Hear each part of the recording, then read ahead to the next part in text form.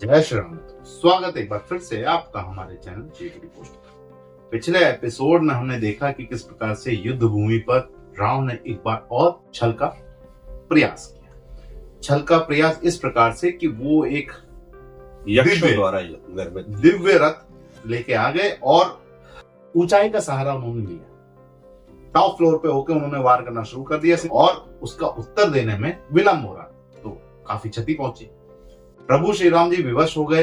उन्होंने कोशिश भी की, लेकिन फिर महादेव को ऐसा लगा कि ये अंतर थोड़ा दिक्कत कर रहा है। बराबरी का युद्ध नहीं हो रहा था। बराबरी का युद्ध इसलिए नहीं हो रहा था क्योंकि प्रभु श्री राम जी जो कि अपनी धर्म पत्नी को ढूंढते हुए लंका तक आ पहुंचे थे, वो भी सेतु निर्माण करके। अब उनके पास कोई ऐसा संसाधन नहीं था क्योंकि वो तो स्वयं सन्यासी, तो वो संसाधन उनको मिलेंगे कहां से। जैसा कि रावण ने कहा कि यदि युद्ध लड़ने आए हो तो अपने सामान साथ लाओ। सामान साथ नहीं ला सकते तो फिर युद्ध कैसा? मेरे पास है। हाँ, मेरे पास है तो मैं इस्तेमाल कर रहा हूं, तुम्हारे पास नहीं है तो तुम मत इस्तेमाल करो। इंद्रदेव सहसा प्रकट हुए युद्ध क्षेत्र में और उन्होंने कहा कि आपके पिता ने देवासुर संग्राम में हमारी सहायता की थी, इसलिए हमारा भी दायित्व बनता है कि आपकी इस धर्म युद्ध में सहायता की जाए। ये रथ आप पकड़ी और ये रथ से सेम इक्विवेलेंट। आप रावण को पकड़ सकते हैं, वो दिव्य रथ आपको दिख सकता है। किसी प्रकार का रावण छल नहीं कर सकता आपके साथ। रावण ने तुरंत इंद्रदेव को चुनौती दे दी, पहले इधर खात्मा करता हूँ फिर उधर आता हूँ। पहले रुक जाओ, ये निपट जाने तो फिर अब इंद्रदेव मना रहे होंगे भगवान जीत अंतिम अवसर है हमारे लिए। यही रात अंतिम, यही रात भारी। अच्छा, यहाँ पर क्या हुआ है, प्रभु श्री राम जी ने वध तो कर दिया रावण, जो थी अधूरा वध, लेकिन उनको ऐसा लग रहा है, प्रतीत हो रहा है कि ये पूर्ण हो चुका है युद्ध, और उनकी सेना को भी ऐसे ही लग रहा है। तो अट्टहास की आवाज पीछे से आती है। अब देखना यह है कि क्या यही सर जाके धड़ में जुड़ जाता है या ये सर विलुप्त हो जाता है, धड़ से दूसरा शरीर आता है। प्लस अमर भी है उनके पास, बहुत वरदान है। तो रावण एकदम फुल टॉप नॉच कंडीशन में। भाई देखते हैं ये युद्ध कैसा। शुरू करते हैं एपिसोड नंबर 254 पार्ट 1।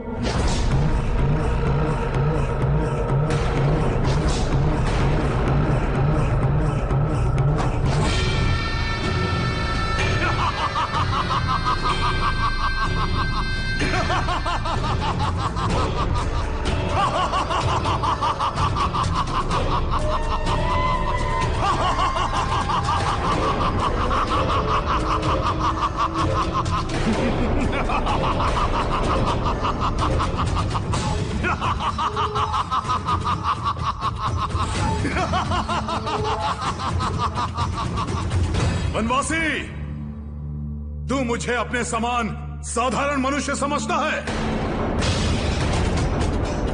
अरे मूर्ख, मैं त्रिलोकपति लंकेश हूं। लंकेश, मुझे मारने वाला इस संसार में जन्मा ही नहीं। एक बार अपने दंभ से बाहर निकलकर देखो रावण। जिस प्रकार रात्रि के पश्चात दिन और दिन के पश्चात रात्रि होना अटल है, उसी प्रकार जन्म का परिणाम मृत्यु और यही इस पृथ्वी का शाश्वत सत्य है।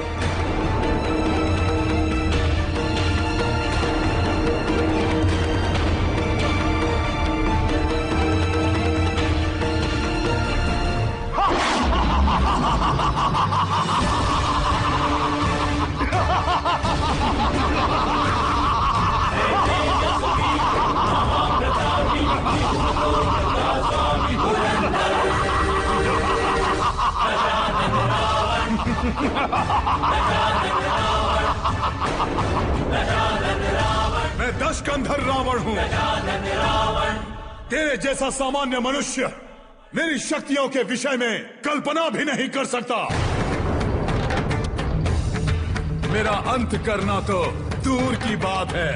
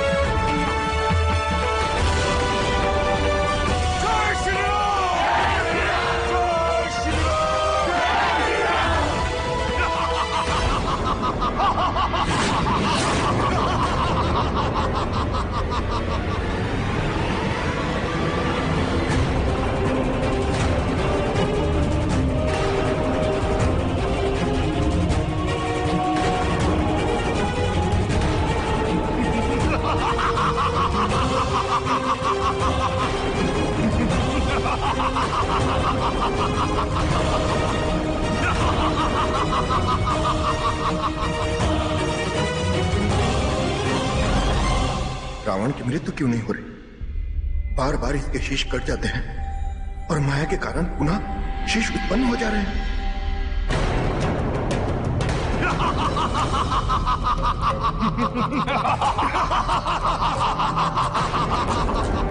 तुमने क्या सोचा था?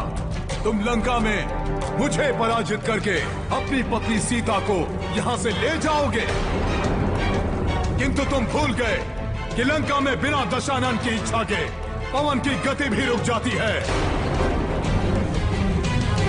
जल का प्रवाह ठहर जाता है और नक्षत्रों की दिशाएं परिवर्तित हो जाती हैं,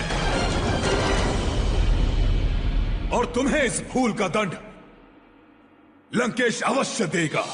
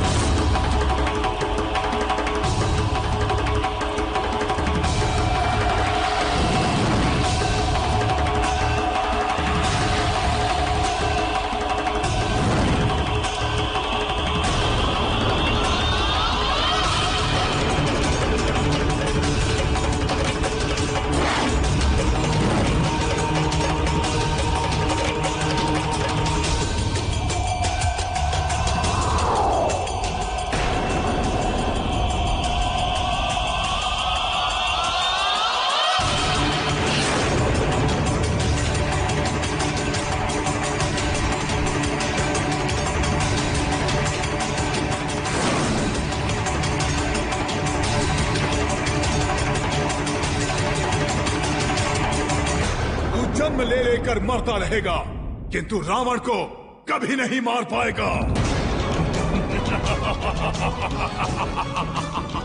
अधर्म के विनाश के लिए धर्म का एक ही जन पर्याप्त है रावण, किंतु धर्म रूपी सत्य के समक्ष संपूर्ण माया रूपों का अंत होना निश्चित है रावण।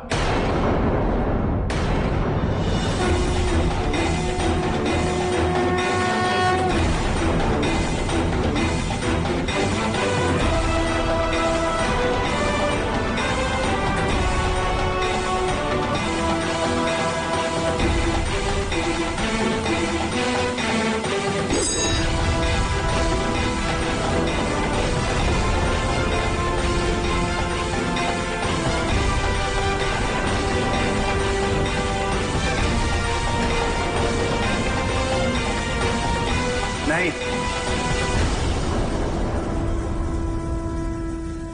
रावण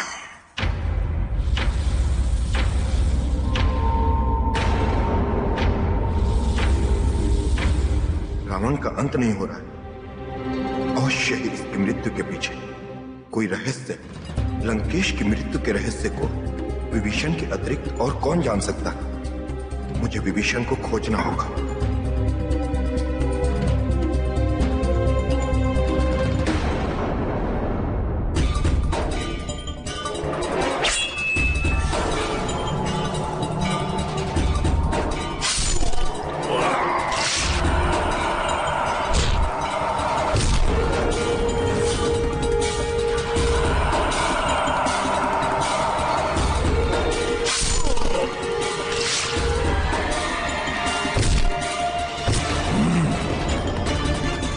ये जो सृष्टि है ये विकारी है। विकारी अर्थात यहाँ पर गलत कार्य या क्षय रूपी कार्य स्वतः ही हो जाता है। किसी चीज को बनाए रखने के लिए इस सृष्टि में ऊर्जा संचारित करनी पड़ती है।